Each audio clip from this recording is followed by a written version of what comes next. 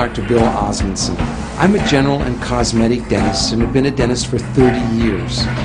Before that, I received a master's in public health in nutrition and health education.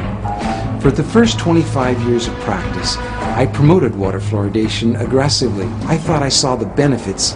It wasn't until I actually looked at the information myself and sat down and looked at the different government agencies and the different reports and the studies that I began to realize that fluoridation was a problem. One of the first things I did is I looked at my tube of toothpaste. It says drug facts.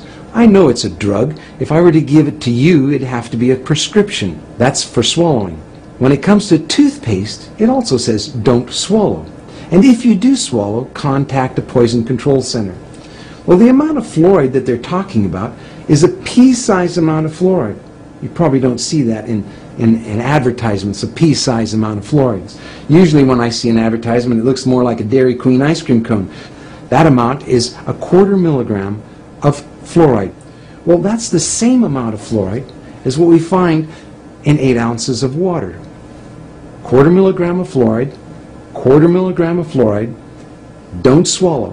If you do, call the Poison Control Center. One of the things that concerns me is water fluoridation for infants. The American Dental Association and Center for Disease Control recommend that infants not receive water for drinking nor for making their formula. It's 250 times more concentrated in fluoride than mother's milk. We shouldn't fluoridate water and harm our most vulnerable. The next thing I looked at was dental fluorosis. These are the white and brown spots on the teeth. The only thing that causes dental fluorosis is fluoride.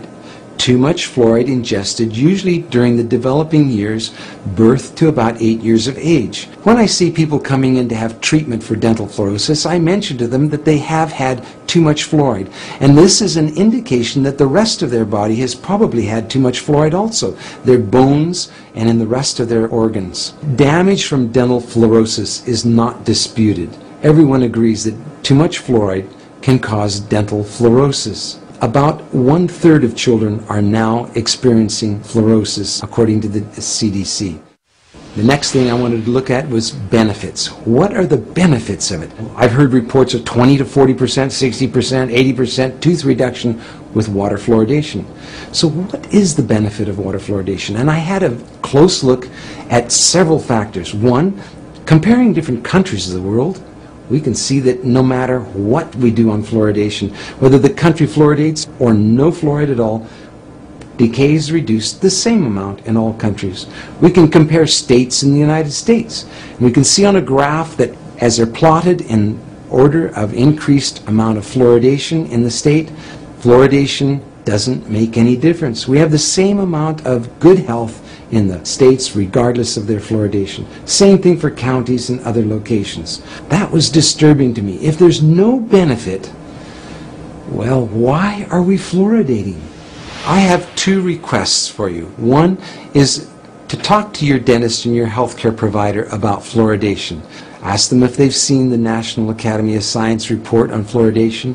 Give them information that they may not have on water fluoridation and excess fluoride exposure. That helped me when my patients casually, calmly, quietly said, have a look at this. This doctor, this dentist is concerned about water fluoridation. What do you think?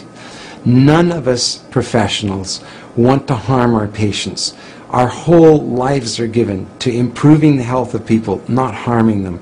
And so for those of you who are healthcare professionals, I'd highly urge you to look once again at the science on fluoridation. Science doesn't need to be scary. It's just information. Spend a little bit of time looking at it on both sides of the issues. Don't just look at one side filtered. Look at both sides and weigh it for yourself. The other thing is to sign an online petition with me at fluoridealert.org. The online petition requests Congress to have hearings on fluoridation. It also recommends that we no longer fluoridate our water. Thank you.